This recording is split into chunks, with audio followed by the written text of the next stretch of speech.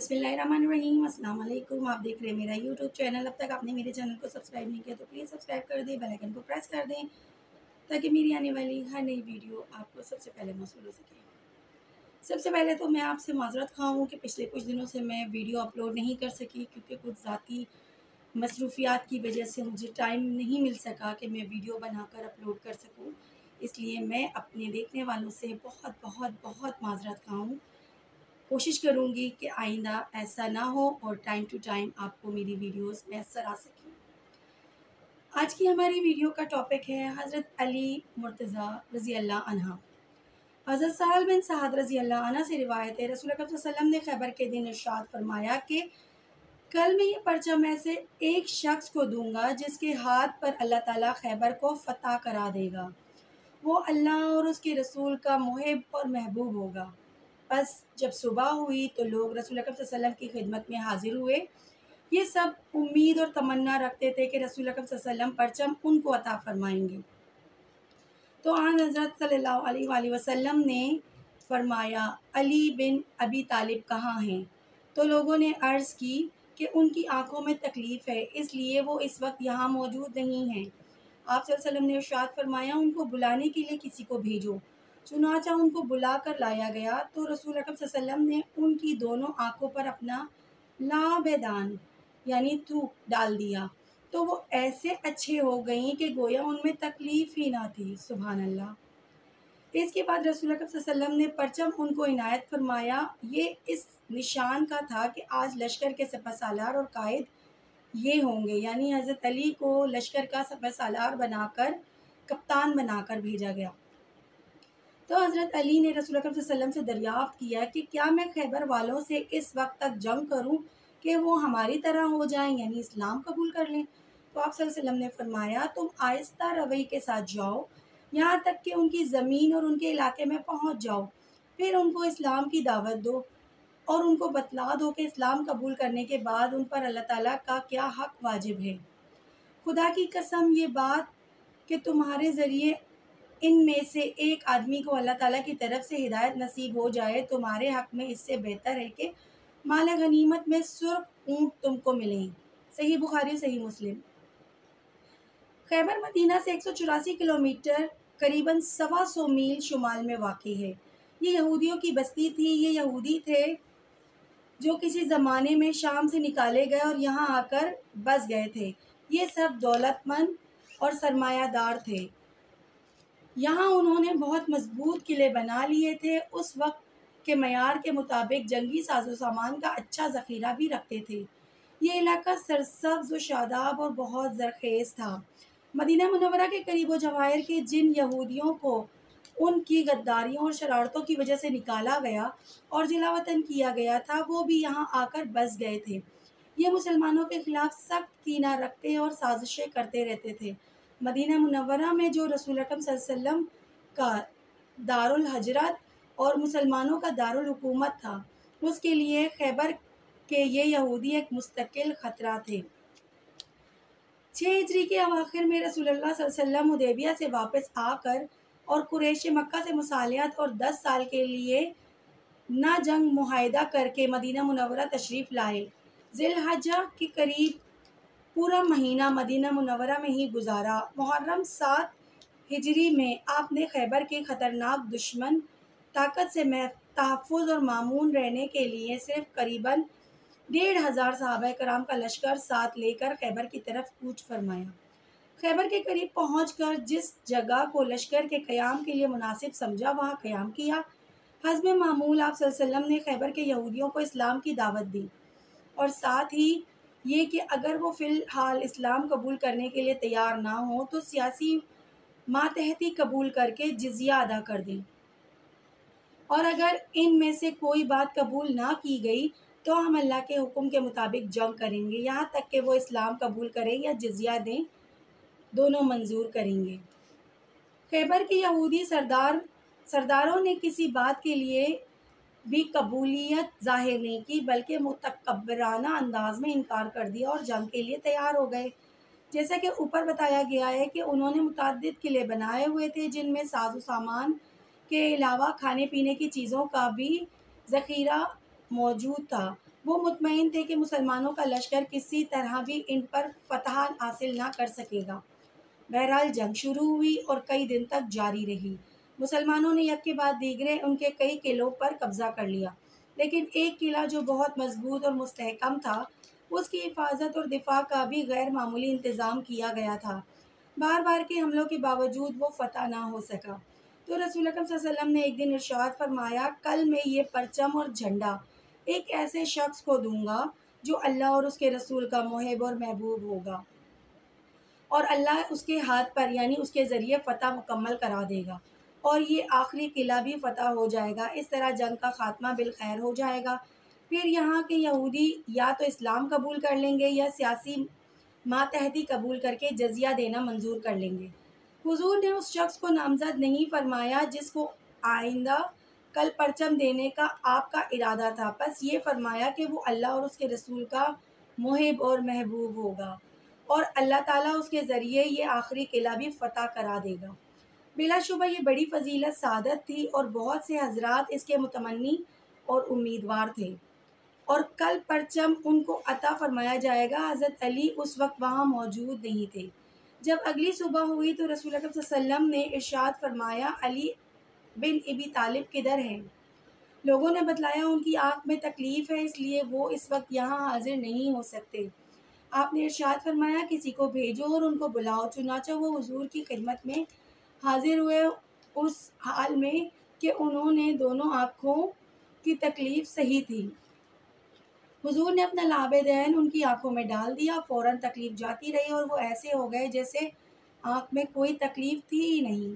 اس کے بعد آپ نے پرچم جھنڈا ان کو عطا فرمایا۔ یہ اس بات کی علامت تھی کہ آج لشکر کی قیادت حضرت علی کریں گے۔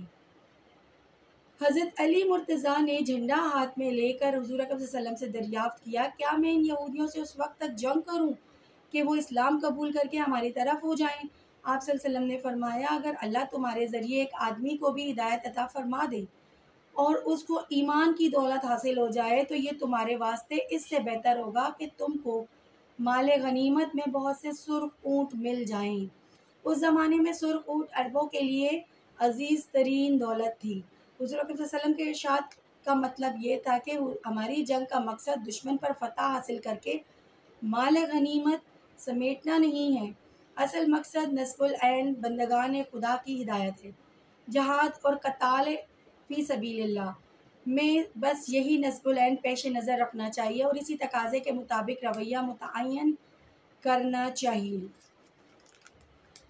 یہاں راکم سطور نے جنگ خیبر کے سلسلے میں صرف اتنا ہی لکھا ہے جس سے اس کا پس منظر ظاہر ہو اور کچھ اجمالی حالات بھی معلوم ہو جائیں۔ اس غزوہ خیبر سے متعلق تفصیلات سیرت و تاریخ کی مختلف کتابوں میں موجود ہے۔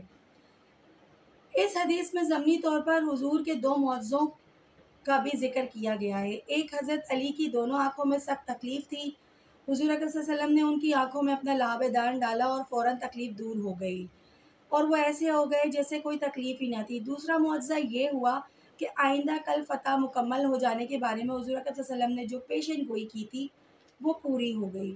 حضرت سہل بن سعد رضی اللہ عنہ کی روایت کی ہوئی اس حدیث کا سبق یہ ہے کہ حضرت علی بن ابی طالب اور اللہ کے رسول کے محب اور محبوب ہیں، اور الحمدللہ اہل سنت والجماعت اور امت کے سوادہ اعظم کا یہی عقیدہ ہے، لیکن اس سے یہ لازم نہیں ہوتا کہ ان کے سوا کوئی دوسرے کو اللہ اور اس کے رسول کا محب اور محبوب ہونے کی سعادت نصیب نہ تھی، اور اللہ اور رسول پر ایمان رکھنے والا ہر مومن صادق اپنے ایمانی درجے کے مطابق اللہ اور اس کے رسول کا محب اور محبوب ہے۔ سورہ آل عمران کی آیت قُلْ إِن كُنتُمْ تُحِبُّونَ اللَّهَ فَاتَّبِعُونِي يُحْبِبْكُمُ اللَّهُ وَيَغْفِرْ لَكُمْ ذُنُوبَكُمْ وَاللَّهُ غَفُورٌ رَحِيمٌ بھی اسی دلیل اور شاہد عدل ہے۔ زر بن جہش سے روایت ہے کہ حضرت علی رضی اللہ عنہ نے فرمایا، قسم ہے اس پاک ذات کی جو دانے کو پھاڑ کر پودا نکالتا ہے اور جس نے جانداروں کو پیدا فرمایا، نبی امی صلی اللہ علیہ وآلہ وسلم نے خصوصیت سے مجھ سے فرمایا تھا کہ مجھ سے وہی بندہ محبت کرے گا جو مومن صادق ہوگا۔ اور وہی شخص مجھ سے بغض و عداوت رکھے گا جو منافق ہوگا۔ صحیح مسلم۔ بلا شبہ اللہ تعالیٰ نے حضرت علی مرتضیٰ رضی اللہ عنہ کو جن عظیم انعامات اور دینی فضائل سے نوازا، مثلاً یہ کہ وہ رسول اکرم صلی اللہ علیہ وسلم کی دعوت اسلام پر سب سے پہلے لبیک کہنے والوں میں ہیں، اور یہ کہ وہ رسول اکرم صلی اللہ علیہ وسلم کے حقیقی چچا زاد بھائی تھے اور حضور ان سے محبت فرماتے تھے، اور یہ کہ آپ صلی اللہ علیہ وسلم نے صاحبزادی سیدہ فاطمہ زہرا کو ان کے نکاح میں دے کر دامادی کا شرف عطا فرمایا، اور اکثر غزوات میں وہ حضور اکرم صلی اللہ علیہ وسلم کے ساتھ رہے، بار بار میدان جہاد و قتال میں اپنی جان کو خطرے میں ڈال کر کارہائے نمایاں انجام دیے، جیسا کہ مندرجہ بالا حدیث سے معلوم ہوا۔ غزوہ خیبر میں رسول اکرم صلی اللہ علیہ وسلم نے اپنے ارشاد و عمل سے یہ ظاہر فرمایا کہ وہ اللہ اور اس کے رسول کے محب اور محبوب ہیں۔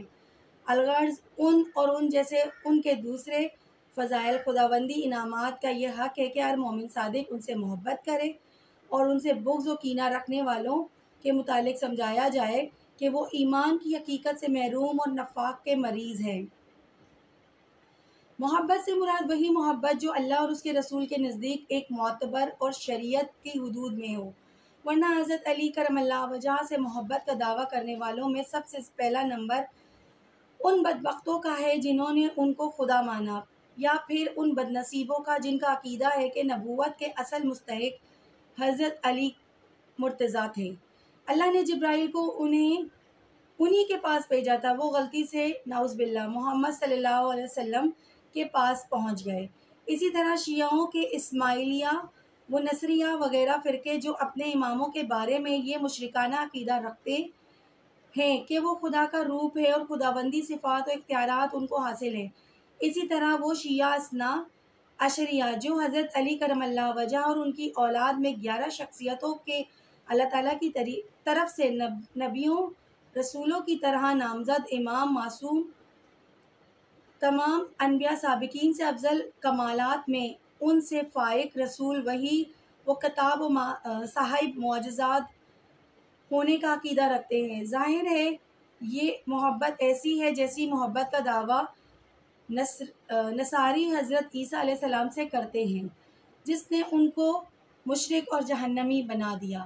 الغرض حضرت علی کرم اللہ وجہ سے اس طرح کی محبت کرنے والے فرقے مشرک فی الالوہیت یا مشرک فی النبوت ہیں۔ حضرت علی مرتضیٰ رضی اللہ عنہ ان سے بری اور بیزار ہیں۔ اللہ تعالیٰ اور اس کے رسول پاک کے نزدیک مقبول محبت وہی ہے جو حضرت علی مرتضیٰ اور ان کی اولاد بزرگان دین سے اہل سنت والجماعت کو نصیب ہوئے۔ اس حدیث میں حضرت علی مرتضیٰ رضی اللہ عنہ سے بغض رکھنے والوں کو منافق فرمایا گیا ہے۔ اس کا خاص مصداق خوارج اور نواصب ہے، جنہوں نے حضرت علی مرتضیٰ رضی اللہ عنہ پر قرآنی ہدایات سے انحراف کا بہتان لگایا اور ان کو دینی حیثیت سے گمراہ قرار دیا، اور انہی میں ایک بدبخت عبد الرحمن بن ملجم نے حضرت کو شہید کیا۔ حضرت عثمان رضی اللہ عنہ کی شہادت کے بعد خود صحابہ کرام میں اختلاف پیدا ہوئے اور جمل و صفین کی جنگوں کی بھی نوبت آئی۔ یہ اختلافات کچھ غلط فہمیوں کی وجہ سے پیدا ہوئے تھے۔ صحابہ کرام میں سے کوئی بھی حضرت علی کرم اللہ وجہ کو دینی حیثیت سے گمراہ سمجھ کر ان سے بغض نہیں رکھتا تھا۔ یہ اجتہادی اختلاف تھا اور ہر فریق نے دوسرے فریق کو مومن و مسلم ہونے کا اظہار و اعلان فرمایا، اور بعد میں اس جنگ و قتال پر فریقین کو رنج و افسوس، اور اس کے بعد سیدنا حضرت حسن رضی اللہ عنہ کی مصالحت نے ثابت کر دیا کہ جو کچھ ہوا بغض و عداوت کی وجہ سے نہیں بلکہ اجتہادی اختلاف کی وجہ سے ہوا۔ رسول اکرم صلی اللہ علیہ وسلم نے حضرت حسن کے بارے میں ارشاد فرمایا تھا، میرا یہ بیٹا عظیم المقام سردار ہے، امید ہے کہ اللہ تعالیٰ اس کے ذریعے مسلمانوں کے 2 بڑے گروہوں میں صلح کرا دے گا۔ اس حدیث سے معلوم ہوا کہ یہ دونوں گروہ مسلمانوں کے تھے، کوئی گروہ بھی منافق نہیں تھا۔ حضرت برہ بن حازب سے حدیث کے الفاظ صحیح مسلم میں ہیں، حضور اکرم صلی اللہ علیہ وسلم نے انصار کے بارے میں ارشاد فرمایا، انصار سے وہی شخص محبت کرے گا جو مومن صادق ہوگا، اور وہی شخص بغض رکھے گا جو منافق ہوگا۔ جو انصار سے محبت کرے گا اللہ تعالیٰ اس سے محبت فرمائے گا، اور جو ان سے بغض رکھے گا اللہ تعالیٰ اس سے مبغوض ہوگا۔ رسول اکرم صلی اللہ علیہ وسلم نے مختلف مواقع پر مختلف صحابہ کرام کے بارے میں ارشاد فرمایا، ان کی محبت اور ایمان کی علامت ان سے بغض رکھنا نفاق کی نشانی ہے، اور بلا شبہ اس بارے میں حضرت علی کو خصوصیت حاصل ہے۔ اللہ تعالیٰ اپنے رسول اور اپنے محبین و محبوبین کی محبت ہم کو نصیب فرمائے، آمین۔ حضرت سعد بن ابی وقاص رضی اللہ عنہ سے روایت ہے، رسول اللہ صلی اللہ علیہ وسلم جب غزوہ تبوک کے لیے روانہ ہوئے تو آپ صلی اللہ علیہ وسلم نے حضرت علی کو اپنا خلیفہ بنا کر مدینہ میں چھوڑ دیا۔ تو انہوں نے عرض کی کہ کیا آپ صلی اللہ علیہ وسلم مجھ کو بچوں اور عورتوں پر خلیفہ نگران بنا کر چھوڑ رہے ہیں؟ تو رسول اللہ صلی اللہ علیہ وسلم نے ان سے ارشاد فرمایا، کیا تم اس بات پر راضی اور خوش نہیں ہو کہ تمہارا مرتبہ اور درجہ میری نسبت ہے؟ تم وہ ہو جو ہارون کا مرتبہ درجہ موسیٰ کی نسبت تھا، سوائے اس کے کہ میرے بعد کوئی نبی مبعوث نہیں ہوگا۔ صحیح بخاری و صحیح مسلم۔ غزوہ تبوک اور اس کی غیر معمولی اہمیت کا ذکر حضرت عثمان کے فضائل کے سلسلے میں بیان کیا جا چکا ہے۔ یہ حضور اکرم صلی اللہ علیہ وسلم کا آخری غزوہ تھا اور بعض پہلوؤں میں سب سے اہم غزوہ تھا، جس میں روایت کے مطابق 30,000 صحابہ کا لشکر آپ صلی اللہ علیہ وسلم کے ساتھ تھا۔ مدینہ منورہ کے سبھی اہل ایمان جو آپ صلی اللہ علیہ وسلم کے ساتھ جا سکتے تھے لشکر میں تھے، پس وہ منافقین جن کو ایمان کی حقیقت نصیب نہیں تھی، جھوٹے بہانے بنا کر لشکر میں شامل نہیں ہوئے تھے۔ مومنین صادقین میں سے 2-4 ایسے تھے جو ساتھ چلنے کی نیت رکھ کے باوجود کسی وجہ سے ساتھ نہیں جا سکتے تھے۔ رسول اللہ صلی اللہ علیہ وسلم کی ازواج مطہرات صاحبزادی فاطمہ طاہرہ اور ان کے صاحبزادے اور صاحبزادیاں لشکر میں جانے والے سب ہی صحابہ کرام کے اہل و عیال مدینہ میں ہی چھوڑ دیے گئے تھے۔ چونکہ سفر دور دراز کا تھا، اندازہ تھا کہ واپسی طویل مدت میں ہو سکے گی، اس لیے آپ صلی اللہ علیہ وسلم نے ضروری سمجھا کہ اس مدت کے لیے کسی کو اپنا نائب قائم مقام بنا کر مدینے میں چھوڑا جائے، تاکہ خدا نہ کرے اگر کوئی خارجی یا داخلی فتنہ برپا ہو تو اس کی قیادت میں اس سے مدینے میں رہ جانے والوں کی اور دین کی حفاظت کی کارروائی کی جا سکے۔ اس لیے آپ صلی اللہ علیہ وسلم نے حضرت علی کو زیادہ مناسب سمجھا اور ان کو حکم دیا کہ وہ آپ صلی اللہ علیہ وسلم کے ساتھ نہ چلیں بلکہ مدینے میں رہیں۔ روایات میں بعض درج ہے کہ رسول اللہ صلی اللہ علیہ وسلم نے علی کو اس لیے ساتھ نہیں لیا کہ ان کو اس کا اہل نہیں سمجھا، بس بچوں اور عورتوں کی نگرانی اور دیکھ بھال کے لیے مدینے میں چھوڑ دیا۔ حضرت علی مرتضیٰ رضی اللہ عنہ کی رسول اللہ صلی اللہ علیہ وسلم کی خدمت میں حاضر ہوئے اور عرض کیا، کیا آپ مجھ کو بچوں اور عورتوں پر خلیفہ نگران بنا کر چھوڑ رہے ہیں؟ حضور نے اس کے جواب میں ارشاد فرمایا، کیا تم اس پہ راضی اور خوش نہیں ہو؟ تمہارا مرتبہ مجھ سے وہ ہے جو ہارون کا موسیٰ سے تھا، بجز اس کے کہ میرے بعد کوئی نبی نہیں آئے گا۔ سورہ اعراف کی آیت نمبر 142 میں یہ واقعہ بیان فرمایا گیا ہے کہ جب اللہ تعالیٰ نے حضرت موسیٰ علیہ السلام کو توریت عطا فرمائی، طور سینا پر طلب فرمایا تاکہ وہاں 40 دن تک گویا اعتکاف کریں اور عبادت و دعا و مناجات میں مشغول رہیں، جس طرح رسول اللہ صلی اللہ علیہ وسلم نزول قرآن سے پہلے غار حرا میں رہتے تھے۔ تو موسیٰ علیہ السلام نے جاتے وقت اپنے بھائی ہارون کو اپنا نائب اور خلیفہ بنا کر اپنی قوم بنی اسرائیل کی اصلاح و تربیت اور فتنوں سے حفاظت کا ذمہ دار بنا کر قوم کے ساتھ چھوڑ دیا۔ تو رسول اللہ صلی اللہ علیہ وسلم نے اس واقعے کی طرف اشارہ فرماتے ہوئے حضرت علی کو جواب دیا کہ میں تم کو اپنا نائب و خلیفہ بنا کر اس مدینے میں چھوڑ رہا ہوں، جس طرح اللہ کے پیغمبر موسیٰ علیہ السلام نے طور سینا پر جاتے وقت اپنی عدم موجودگی کے زمانے تک کے لیے ہارون کو اپنا نائب اور خلیفہ بنا کر قوم میں چھوڑ گئے تھے۔ بلا شبہ حضرت علی کی یہ بڑی فضیلت ہے کہ رسول اللہ صلی اللہ علیہ وسلم نے اپنے زمانہ سفر کے لیے انہی کو اپنا نائب اور خلیفہ بنا کر مدینہ منورہ میں چھوڑا۔ اور یہ واقعہ ہے کہ رسول اللہ صلی اللہ علیہ وسلم کی قرابت قریبہ اور بعض دوسرے وجوہ سے بھی جن کی تفصیل کی ضرورت نہیں ہے، اس کام کے لیے حضرت علی ہی زیادہ موزوں تھے۔ یہاں یہ بات قابل ذکر ہے کہ شیعہ علماء و مصنفین غزوہ تبوک کے موقع پر رسول اللہ صلی اللہ علیہ وسلم کے اس عمل اور ارشادات کو اس بات کی دلیل کے طور پر پیش کرتے ہیں کہ رسول اللہ صلی اللہ علیہ وسلم کی خلافت کے سب سے زیادہ حقدار حضرت علی ہی تھے، اور آپ صلی اللہ علیہ وسلم نے ان کو اپنی زندگی میں خلیفہ بنا کر اپنے بعد کے لیے خلافت کا مسئلہ بھی طے فرما دیا تھا۔ ظاہر ہے کہ اس دلیل کی رقاقت اور غیر معقولیت سمجھنے کے لیے کسی خاص درجے کا عقل و فہم کی ضرورت نہیں ہے۔ سفر وغیرہ کی محدود مدت کے لیے عارضی طور پر کسی کو اپنا نائب اور قائم مقام بنانے میں اور رسول اکرم صلی اللہ علیہ وسلم کے بعد کسی کے مستقل خلیفہ اور امت کی امامت میں جو فرق ہے اس کو ہر شخص بآسانی سمجھ سکتا ہے۔ پھر اگر ایسا ہوتا کہ موسیٰ کے بعد ان کے خلیفہ اور ان کی جگہ امامت کے لیے حضرت ہارون ہوتے تب یہ واقعہ کسی درجے میں دلیل ہو سکتا تھا، لیکن معلوم و مسلم ہے کہ حضرت ہارون حضرت موسیٰ کی زندگی میں ہی روایت کے مطابق حضرت موسیٰ کی وفات سے 40 سال پہلے ہی وفات پا گئے تھے، اور حضرت موسیٰ علیہ السلام کی وفات کے بعد ان کے خلیفہ یوشع ہوئے۔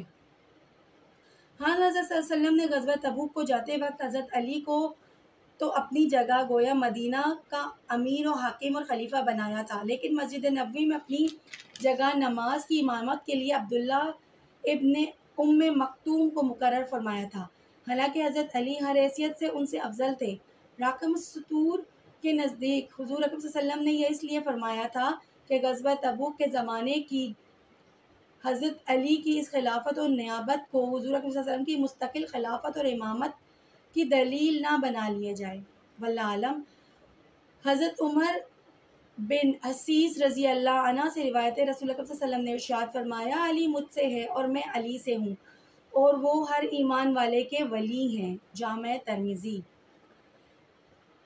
واقعہ کا اصل اصول یہ ہے کہ رسول اکرم صلی اللہ علیہ وسلم نے حضرت علی کو امیر بنا کر ان کی سرکردگی میں ایک لشکر کسی مہم پر روانہ فرمایا۔ اللہ تعالیٰ کی مدد سے مہم کامیاب ہوئی اور فتح ہو گئی، لیکن لشکر میں شامل بعض لوگوں نے حضرت علی کے اس سلسلے کو ایک عمل کو صحیح نہ سمجھا اور واپس آ کر ان کو اپنے خیال کے مطابق حضور سے حضرت علی کی شکایت کی۔ آن حضرت صلی اللہ علیہ وسلم کو ان کی یہ بات سخت ناگوار ہوئی، کیونکہ حضرت علی کے بارے میں ان کی شکایات صحیح نہیں تھی، غلط فہمی پر مبنی تھی۔ اس موقع پر آن حضرت صلی اللہ علیہ وسلم نے شکایت کرنے والوں پر ناگواری ظاہر فرمائی اور حضرت علی پر اپنے اعتماد اور خصوصی رقابت و محبت کا خاص تعلق ظاہر کرتے ہوئے ارشاد فرمایا، علی میرے ہیں اور میں علی کا ہوں۔ آنے والی اگلی ویڈیو میں ہم حضرت علی کی فضائل کے متعلق مزید بات چیت کریں گے، اس میں جو بھی شکوک و شبہات ہیں اس عوام کو دور کرنے کی کوشش کریں گے۔ اپنی خاص دعاؤں میں مجھے بھی یاد رکھیے گا۔ اللہ حافظ۔